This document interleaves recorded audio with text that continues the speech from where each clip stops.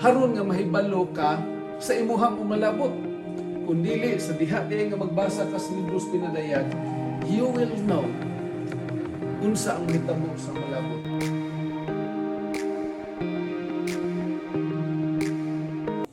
Angay nga pagahisgutan, the power of choice. Kagahapon nga nung mudayeg ta sa Ginoo tungod kay naay pito ka mga butanga o hinungdan nga magdayeg ta sa Ginoo. Now karon ang gahom sa pagpili. Wa ba malipay nga naamoy gahom sa pagpili karon? Yes. Mao nay pribilehiyo nga gihatag sa Ginoo nganhi sa matag usa nato nga naatay pribilehiyo sa pagpili. Mga kaigsunan, wa ta himuan niya nga robot. Ang robot iset lang na nimo, muhimo na siya sumala sa imuhang gusto nga himuon. Apan kita naghimo sa Dios, ihatang ihatagan ug gigayon sa pagpili. Pagpili sa pagsunod niya ug dili pagsunod niya. Unya gihatagan dayon ta niya og kaning consequence. Ug gipahibalutan niya unsay consequence sa diha nga mosunod ta niya ug dili ta mosunod niya. Tungod kay kanang kahigayunan sa pagpili mga kaigsunan, gusto sa Ginoo nga moalagad ang tao diha niya tungod sa gugma. Kay nindot kaayo kon mag-alagad ta nga diha sa gugma. Sama usab na sa imuhang pagpakigrelasyon sa tao. Pakigrelasyon sa asawa, sa babae ngadto sa lalaki. Nga nindot kaayo kun naay gugma. Kay kun walay gugma, manglupad ang kaldero diha sa portahan o diha sa bintana kun walay gugma. Mao na di ginatinuod nga bahalag. Okay ba nang gingon nga bahalag saging basta labing? Ha? So matinuod ba na? Mao na sinultihan sa mga batanon pero katong ning agi nagminyo makaingon gyud nga murag lisod na tuhuan pastor. Now, freedom of choice. Mao nay usa sa mga gihatag sa Ginoo nganhi kanato. Gani ang Dios naghatag sa tao og moral freedom. Kining moral nga kagawasan mga kaigsunan iya nang gihatag kanato. Gani kining mao nga freedom nag-involve ni siya sa ato ang paghimo sa ato ang desisyon whether right or wrong. Ug kining mao nga kagawasan sa atong desisyon mga kaigsunan mahimo ni nga magdala nato either mahimo tang bad o mahimo tang good. Gani sa diha nga mohimo ta sa maayo nga desisyon maga-increase ang ato ang kagawasan. Karon sa kaning bag-o nga gipagawa sa LTO 10 years na ang lisensya ron. Pero naay kaning agreement makaabot kag 10 years, tagaan kanila 10 years nga validity sa imong license kung wala kay any traffic violation. Pero naagali kay traffic violation, 5 years lang mga kaigsunan. So, mao na pribilehiyo sa diha nga kaning wala kay traffic violation. Gani, sama usab niini ang gihimo sa Dios sa diha nga makahimo ka sa maayo nga desisyon mo increase ang imuhang kaning kahiguyunan nga mahimo ka nga libre mga kaigsuon. Apan kung ikaw mohimo sa wrong nga desisyon sa imong kinabuhi, mo-reduce pud ni sa imuhang kagawasan. Labi na og makasala ka dinhi sa ato ang gipuy-an nga kalibutan. Di ba? Sa diha nga makasala ka, unya madakpan ka, mo-reduce ang imuhang kagawasan. Mo na daghan kay mga tao nga naa sa prisuhan, kay ako naka-ministry ko dito sa prisuhan. Naay nakapatay dito tungod kay gaaway lang sila sa piso. Ilang giawayan lang piso ra. Oh, kayo wa siya bayad, kulang ang gibayad. Iyahang nadunggab, patay, na priso. Pero ting mahayag siya kung maon lang ni gidangatan nako ang kalisod. Stilan gipalabay na lang unta nako ning katong pisuha to. Napoy uban nga tungod lang sa garbo, givertikan lang siya sa sakyanan. Ang iyang gidrivean nga sakyanan ning overtake lang sa iya. Uy, pag overtake, naglagot siya. Iyahang gigukod ning overtake sad siya. Hangtod nag-overtake kay hangtod ning abot dito sa panagpinatinay, mga kaigsunan. Ug dito sa prisuhan anaa ang pagmahay, mga igsuon. So imong makita nga every wrong decision nga atong himuon maga-reduce ni sa ato ang pribilehiyo. Apan kung maayo nga ato ang desisyon nga atong gihimo ug mutuman ta sa balaod sa Ginoo ug balaod sa tao, mga kaigsunan, magahatag ni nato og dako nga kahigayunan niini mo nga kalibutan. Gani kining mao nga freedom of choice, mga kaigsunan, kining mao nga kagawasan importante kaayo ni alang sa Dios. Nagihatag niya ngadto sa tao. Gani sa iyahang paghatag dinhi kahibalo siya nga in the future makahimo gyud ang tao, may tendency gyud ang tao nga mopili sa wrong desisyon.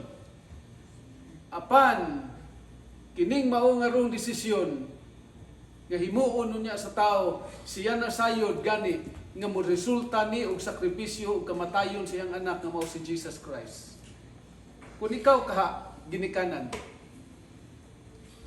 yung nanganak mo, kunyang imong anak, nakahibalog yung nga kining anak ka, mohatag yun ni og dakong problema sa akong panimalay. Sa imong himuon. Kasagaran sa mga ginikanan nga akong pangutanon na ni, may paywa na lang na matao ay. No? Kung mao maganin na, mahibaw anak ko nga, mao din ni mohatag nako ni Guan, mao ni mukulatan ako, patay pa nako. Ako na lang ning itsa dito sa basurahan. Pero waman ta kahibalo. Pero ang Dios nakahibalo ni ana. Nasayod siya sa paghimo niya ni Adan nga may siya makahimo gyud, may tendency gyud siya nga mohimo og dili maayo umusupak nako. Ug mao ni hinungdan nga ang akong pinangga nga anak nga mao si Jesus Christ mamatay didto sa Kalbaryo sa krus, isip sakripisyo. Apan kini tungod sa gugma sa Ginoo, iyahan ning gipadayon, mga kaigsunan. Tungod kay nganuman gihatagan man niya og freedom o kagawasan sa pagbuhat og maayo ug dili maayo. Gani sa matag resulta sa wrong nato nga desisyon na ay mga consequence, mga kaigsunan. Ug naatay bation mao na mga young people, inyuhaning maswerte mo nga makahimo sa pagtuon niini. Nganuman maningkamot mo nga makahimo gyud mo sa right nga desisyon. Tungod kay matag wrong nga desisyon, mauni ang inyuhang matagamtaman nga emosyon. Unsa man? Embarrassment. Kaulaw. Ha? Wala gyud nakasala nga dili gyud kaulaw ang ngadtuhan, mga igsuon. Maayo kay mo buhat og sala, tago-tago, pag kahibalo na, stilan kun inani pa lang diyan kaulaw, wala lang kita doon ako gihimo. Di ba? Ug mauni ang nahitabo sa tao sa diha nga nakasala ang tao. Unsay giingon diha sa Genesis chapter 3 verse 7. Then the eyes of both of them were open, and they realized that they were naked. So they sewed fig leaves together and made coverings for themselves. So batik sila kaulaw sa diya nga nakabuhat sila sala. Unsa may sala nga nahimo sa tao, nagingon sa ang Dios diya sa Genesis 2 bersikulo 15, 16, 17, ingon ang Dios, Adan, iba, pwede mo makakaon sa tanang bunga dinis tanaman apan kanang isa ka punuan diha. Ang bunga ana di gid mo mukaon kay sa panahon nga mukaon mo mamatay gid mo. Ug kanang mao nga warning nga gihatag sa Dios, mauni ang test of loyalty ngadto sa iyang binuhat nga si Adan ug si Eva. Tanaw di iyang gikuan kay ang accusation magud si Hawa, mobuhat ang tao kay walay choice. Mobuhat ang mga binuhat tungod kay wala siya lain nga mahimo. Mauna nga butang sa Ginoo ang kahoy sa pag-ila sa maayog sa dautan, haron nga ang tao maka-exercise sa iyang pagpili kinsay iyang tumanon, Loyal ba gyud siya sa Dios o didto ba sa laing tingog siya loyal? Ug sa diha nga ang tao mihimo sa pagsupat sa sugo sa Dios niining bag-o nga kalibutan, ang tao nahimo nga naulaw sa diha nga nakita nilang ilahang kaugalingon. Unsa pay bation sa tao? Feeling of guilt. Sa diha nga makahimo og wrong nga desisyon ng tao, naa siya'y pagbati nga guilty siya, naa siya'y moingon nga dili lang guilt ang iyahang bation apan kahadlok usab. Unsay nahitabo sa una natong mga ginikanan sa diha nga nakasala sila? He answered, I heard you in the garden and I was afraid because I was naked and I hid. Siya nga, sa diha nga nakasala ang tao, ning tago naman gud sila.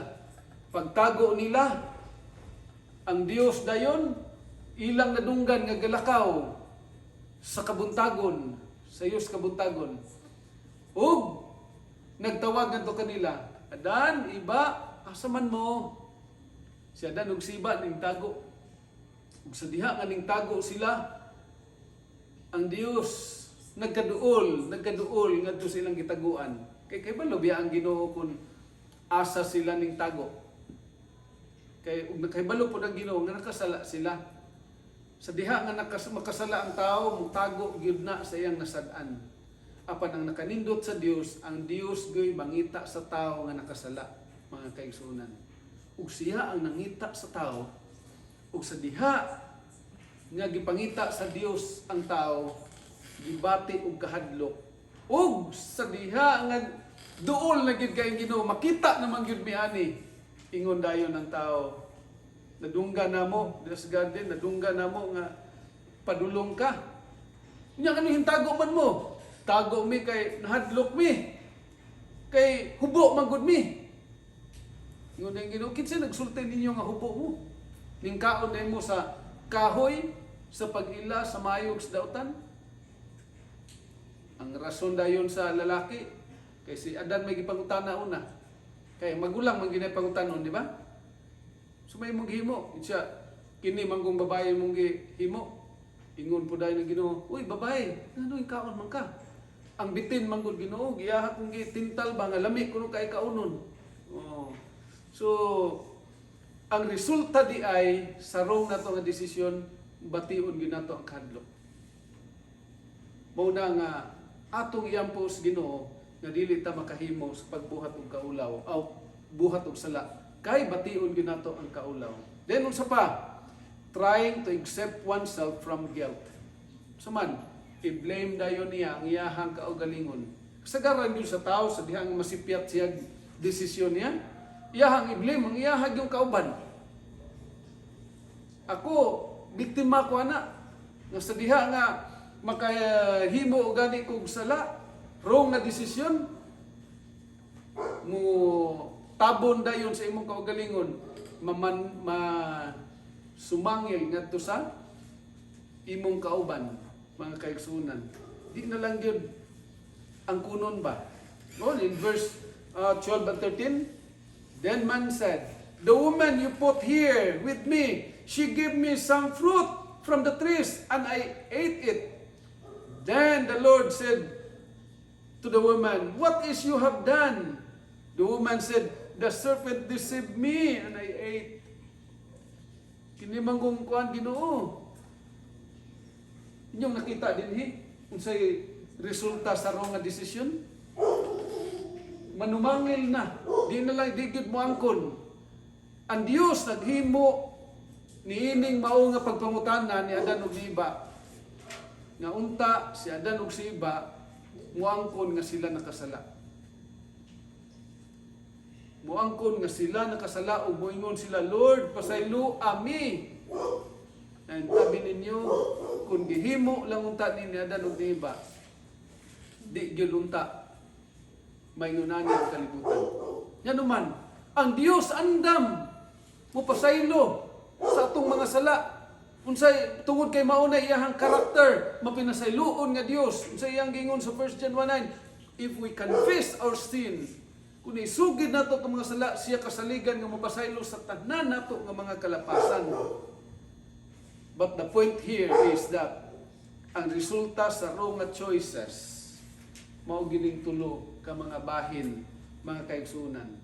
Embarrassment, feeling of guilt or fear, trying to accept oneself from guilt by blaming someone else. Gani atong makita nga niining mao nga process naga usab-usab na siya every time sa diha nga makahimo tagro nga desisyon. Ba? Tubag sad mo. Tinuod ni dili. Oh. Maripit ni. Bisag nakahibalo na ta, mubalik gyapon ni. Mga kaigsuonan. Gani naay duha kad kining klase mga kaigsuonan nga pamaagi nga tuang himuon sa diha nga makahimo ta sa wrong nga desisyon. Una ani is getting rid of our guilt or minimizing it and going deeper into sin. Mahimo nga ignore nato ang konsensya nga musulti nato nga nakasala ta. Ug mohimo hinuon ta sa lalom pa nga paghimo sa sala. Maunay tendency. Daghan nga mga experience kanang dito ko sa prisuhan, mangutanan ko nga, wa kan hadlok anang patay ka. May sila nimo ang hadlok ra gyud ana.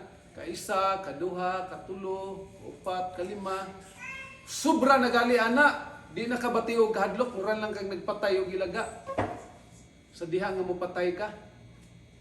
Ang feeling of guilt o fear, mga kaigsunan, sa naghimo ka ni anang mao nga pagbuhat og dautan, diha ra anang mao nga bahin. Ug sa diha nga ang tao magapadayon, maga-ignore ni anang mao nga konsensya nga gihatag diha kaniya, magkalawom na hinuon ang iyahang sala nga iyang pagahimuon. Tanawa siya dan og siba, sa diha nga sila wa gyud nga pasaylos Ginoo, unsay resultas kalibutan.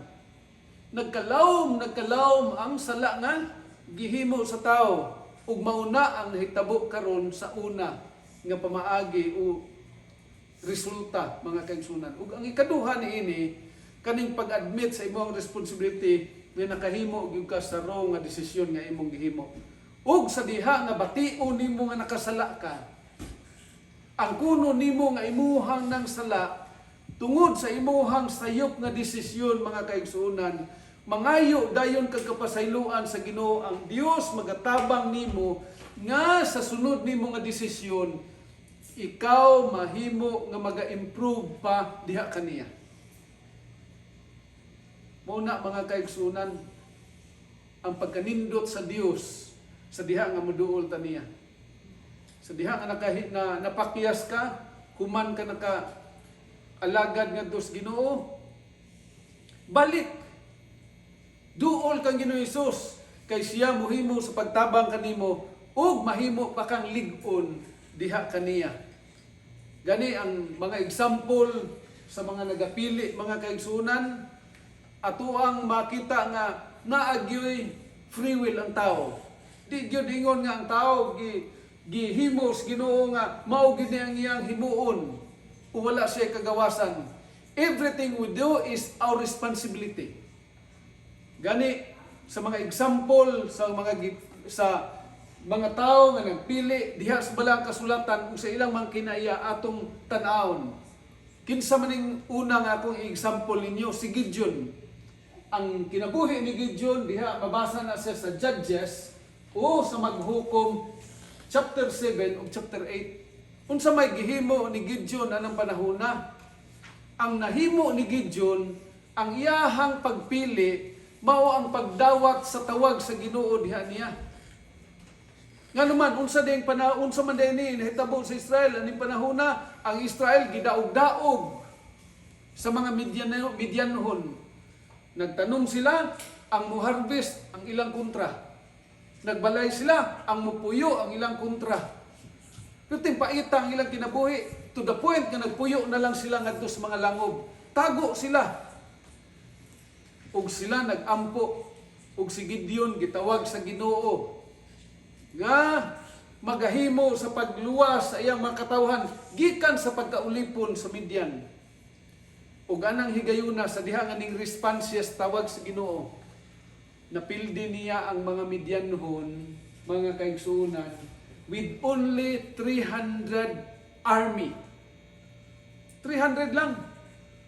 Gani sa unang pagpang-recruit ni Gideon, naka-recruit siya 30,000 men gikan sa iyang mga tao. Ingon ang Ginoo, daghan mga na Gideon, kuhain na. Hangtod na abot og 300. Ingon siya, ingon ang Ginoo, okay, that's good number.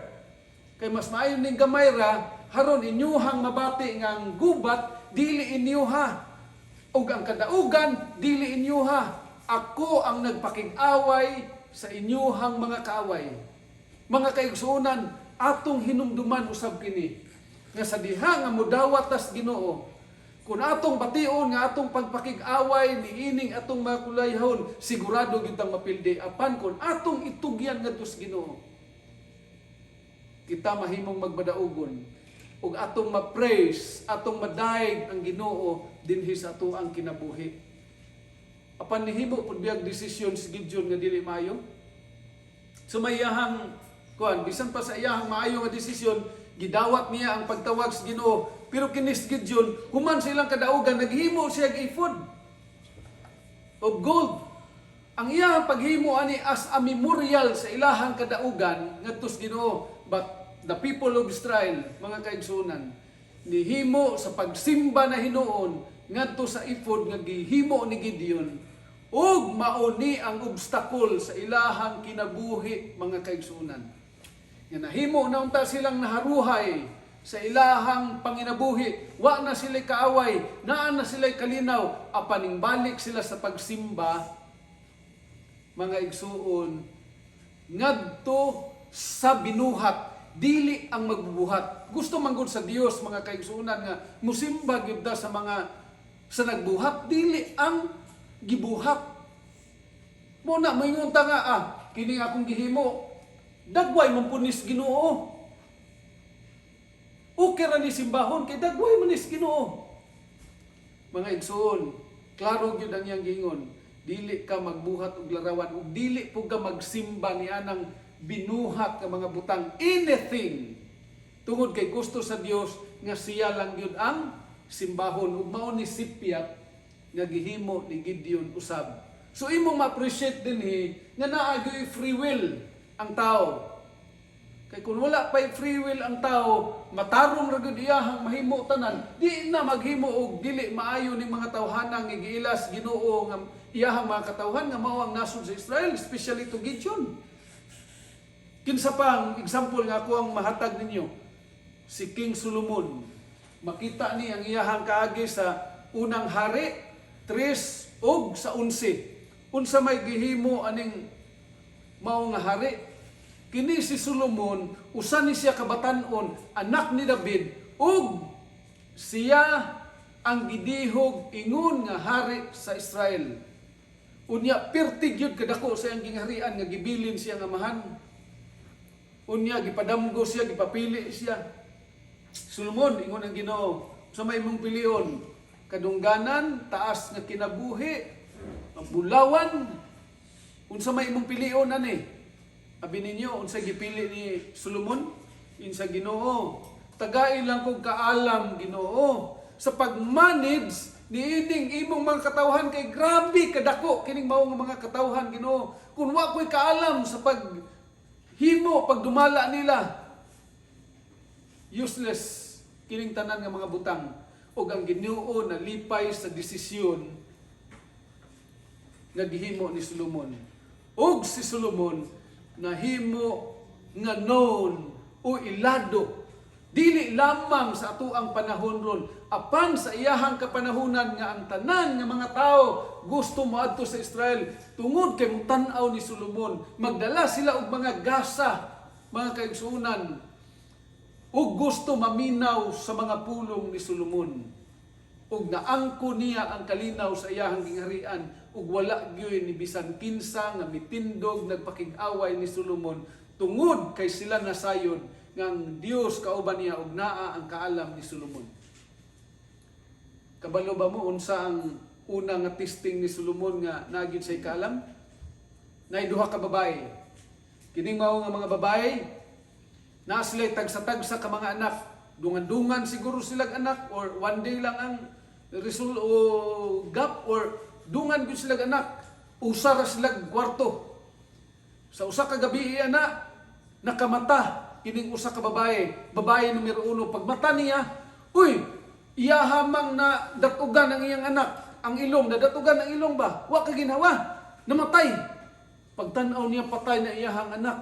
Hala, wa na ko'y anak, namatay. Instead nga mahilak siya, tanaw siya sa iyahang silingan nga kadulog niya nga babae nga napoy anak. Iyahang gibalhin iyang anak kapatay. Iyang gikuha dayong buhi, iyang gikugus-kugus. Pagkabuntag na, mata po itong isa ka babae. Babae numero 2. Pagtanaw niya, uy, patay naman yung bata, ang tapan ako. Pagtanaw niya, uy, di pa niya akong anak. Tuwa mas pikas, gaaway sila, gailog sila sa buhi ng bata. Hangtod niabot dito ni Solomon. Unya, unsa may kahibalo ni Solomon, kinsay nagsultig tinuod. Lali sila. Ako ang anak. Ngayon po sa ako ang anak lagi. Imo hatong patay dili. Ako aning buhi.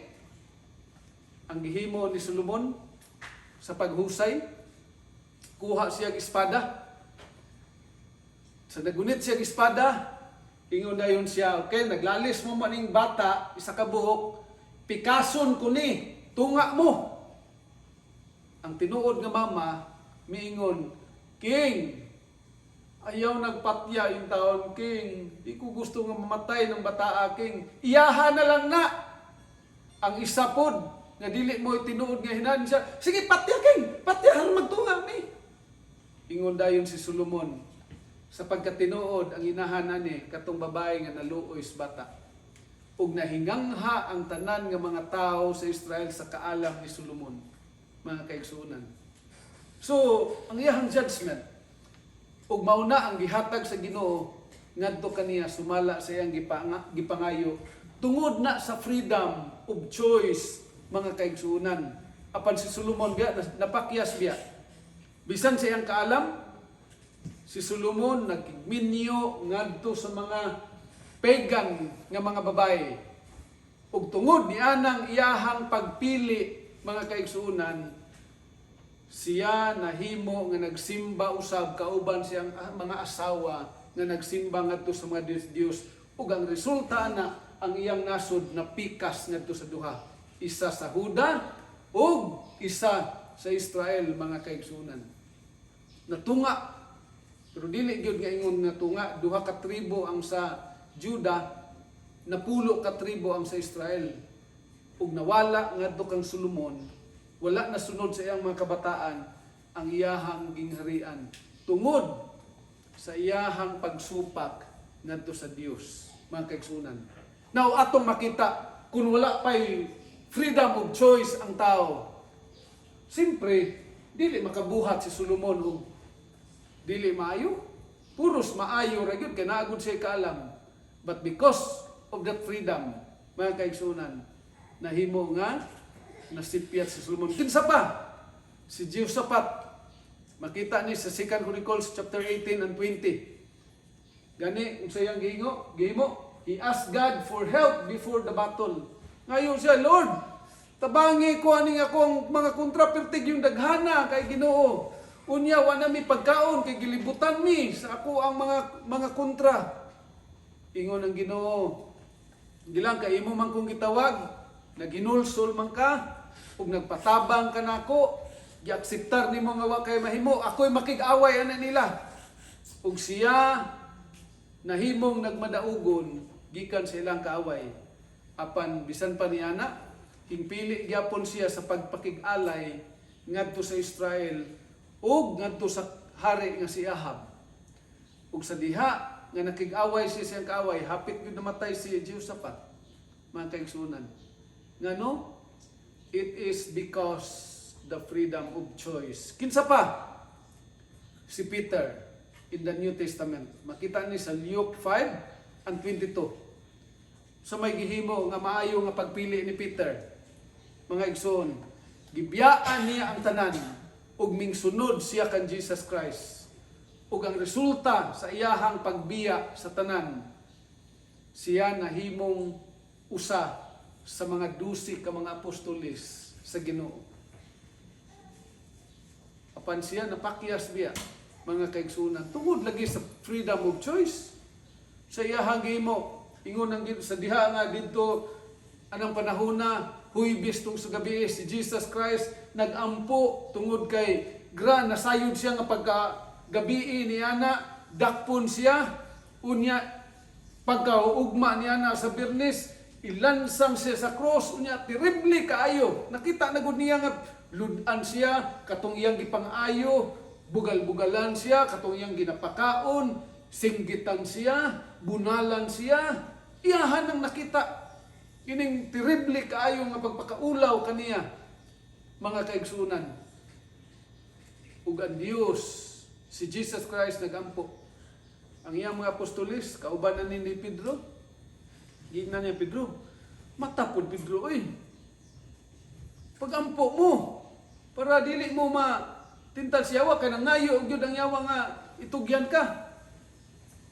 Waon ka niya. Pero kung nagampo samahan nga, dili, pagampo Pedro, para malig-on ka. Apil ang imuhang mga kauban. Pero si Pedro, gaduko-duko yun. Tulgon yun siya. Wa yun siya nakaampo sa Ginoo. Ug ang resulta na, iyahang gilimod si Jesus katulog kay gayon, mga kaigsunan. Why? Because of choices. Tungod sa pagpili. Mao na nga kung makabuhatag maayo, makabuhatag dili maayo, it is because we have the choices, mga kaigsunan. And we know the outcome sa ato ang gihimo nga mga choices. Now, the question is how to make right decisions. So na ako nga ang mga desisyon insakto gyud. Dinhi sa Psalms 119 verse 11, I have hidden your word in my heart that I might not sin against you. Aron di ta makahimo sa right decision, taguan nato ang pulong sa Ginoo dinhi sa atong kasing-kasing. Kay nganuman mauni ang atong tubo, ato ang taming gikan sa pamaagi sa yawa. Basa gyud tas Biblia, mga kaigsunan. Unsa pay giingon da sa Philippians 4:8, haron nga makahimo ta sa right decision. Ingon si Apostle Paul, finally, brothers, whatever is true, whatever is noble, whatever is right, whatever is pure, whatever lovely, whatsoever is admirable, if anything is excellent or praiseworthy, think about such things. Nato diyang himuon, unsay tinuod, unsay dalaygon, unsay insakto, unsay putli, unsay mahigugmaon, una-hunaon nato unsa ang maayo, mga kaigsunan. Before deta mohimo sa decision, is this kining mao bang akong himuon nga desisyon uyon ba ni sa kabubuton sa Ginoo? Mao ginay atong ipangutana kanunay sa atong una sumala sa gingon sa Balang Kasulatan. And what else? Haron makahimo tag right decision. Set your minds on things above, not on earthly things. Sa diha nga mohimo detag desisyon para insakto ang atong desisyon hangad tas langit, Lord. Help me to make the right decision. Og himuhang hunahuna iset nimo sa langit. Dili niini mo nga kalibutan. Someday, mga kaigsunan, kita papilion biya. Walagad batas Ginoo og dili. Unya naanay mga pagpanghadlok, mga kaigsunan, apan atong hinumduman nga dili ta dinhi lamang sa yuta kundi ang atong lagtaon ang langit, mga kaigsunan. Ang giandam sa Ginoo nga kinabuhi nga walay katapusan. Haron nga makahimo ta sa insakto nga desisyon. Gani ang epekto sa ato ang mga choices ngadto usab sa mga kabataan biya may epekto. Unsay giingon dinhi sa Exodus 37 verse 7, maintaining love to thousands, and forgiving wickedness, rebellion, and sin. Yet he does not leave the guilty unpunished. He punishes the children and their children for the sins of the fathers to the third and fourth generation. Unsay buti pasabot ni ini?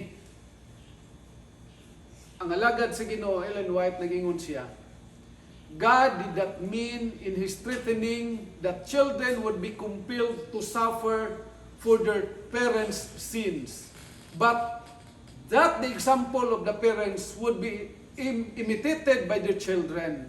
If the children of wicked parents should serve God and do righteousness, He would reward their right doing.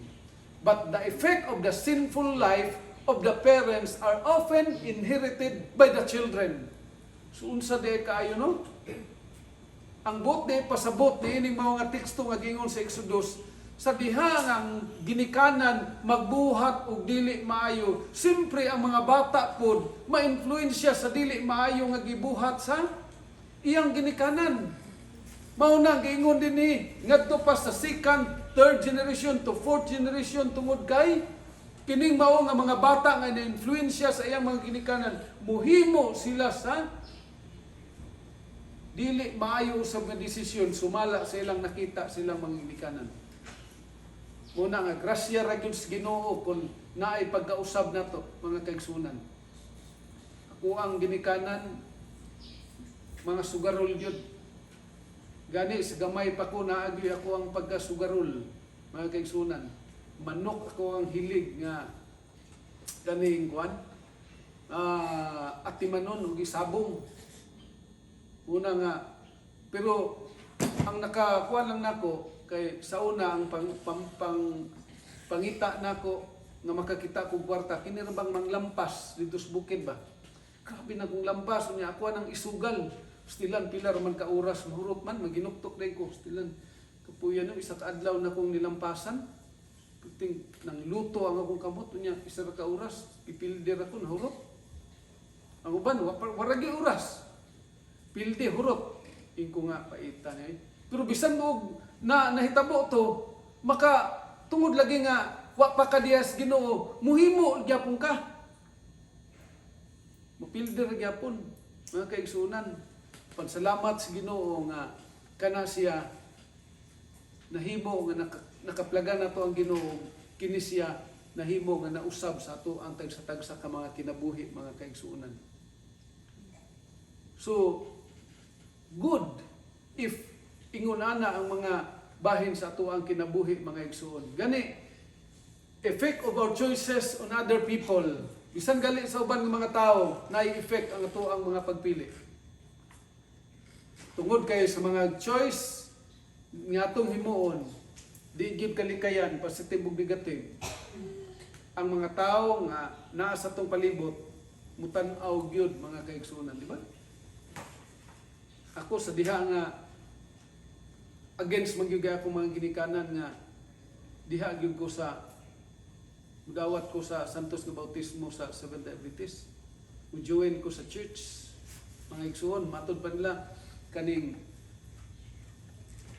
balhin kag bisagon sang simbahan ayaw lang gyud ang Seventh Adventist kay wa kay kaugmaon diha. Apan nagtuman gyud ko so diha nga nagtuman gyud ko mga kaigsuonan. Every time nga masipyat ko sa ako ang pagpili, kaya di maging perfecto. Matod pagali sa uban nga, sipyat magaling kabaw patiil. Kita pa, sipyat yun. Kada sipyat na ako mga kaigsunan, ingnon madayin ko nila, balo man ka nga, malagad man ka kas Ginoo, badista man ka, tuman man ka kagsuguan, ihimo man lagi kagapon, ana. Kaya naalagi ato ang mga kaluyhon pa. Sipyat magtan-aw gyud ang naas gawas mga kaigsunan. Di gyud nato. Pero ayaw lang gyud mo ka-discourage. Ayaw lang mo ka-discourage kung masipyat mo. Imuon mo og kaning panig-ingnan ngadto sa uban. Tungod kay ang Dios magahimo sa pagtabang nato og part na nga mahimo ta nga magatubo diha sa Ginoo. Gani naay mga conditional choice mga igsoon. The place we were born, our genetic inheritance. our family, our school, kung naka-eskwela ta, everything has an influence on us and conditions our power of choice. Kana, mao na mga faktor, mga igsuon. Sa atoa, diin kita na tao, atong inheritance, atong pamilya, diya sa eskwelahan. Mao na, matingala ka nga, butan man yung ginikanan niya, pero nga mga anak niya nga buliyagon man, tungod sa iyang influensya sa eskwelahan. Oo. Diha sa iyang palibot, mga kaigsunan, because of that environment, mga kaigsunan. Gani, the most important choice in our lives doesn't depend on any circumstances. Dili na nagdepende sa unsa nga circumstansya, mga kaigsunan. Gani, everyone is free to accept Jesus as his personal Savior. Kitang tanan, dili gyud ingon nga gipili is Ginoo nga kini ra gyud tawhana, mao ra gyud mo pili is Ginoo, mohimo sa pag-alagad sa Ginoo. Dili na biblical nga teaching, mga kaigsunan. Ang teaching sa Ginoo mao nga ang Dios naghatag sa tanan. Unsa ni nga tanan? Kahigayunan sa pagdawat ngadto kan Jesus Christ ingon nga imong personal manluluwas. Gani gisulat na Ellen White, giingon dinhi, Jesus our advocate is acquainted with all the circumstances with which we are surrounded and deals with us according to the light we have had and the circumstances in which we are placed. Depende na asa tanabutang, mga kaigsunan. Gani, when we choose to accept Jesus, regardless of the circumstances, He qualifies us for making right decisions and growing in our Christian life. Magatubo gyud ta diha sa Kristohano nato nga pagkinabuhi. Mao na importante kay nato ang pagpili, mga kaigsunan. Pagpili nato sa pagsunod niya or dili pagsunod niya. Pagpaminaw sa iyang pulong o dili pagpaminaw diha niya. Mao nay freedom nga gihatag sa Ginoo nga hismatag sa kanato. Mga igsuon, ako magadasig diha ninyo nga pilion nato ang pagdawat kang Ginoo Hesus every day sa atong kinabuhi ug magapabilin ta nga matinud-anon. Haron nga mahibalo ka sa imuhang umalabot. Kung dili sa diha nga magbasa ka sa libros pinadayag, you will know unsa ang hitabo sa malabot.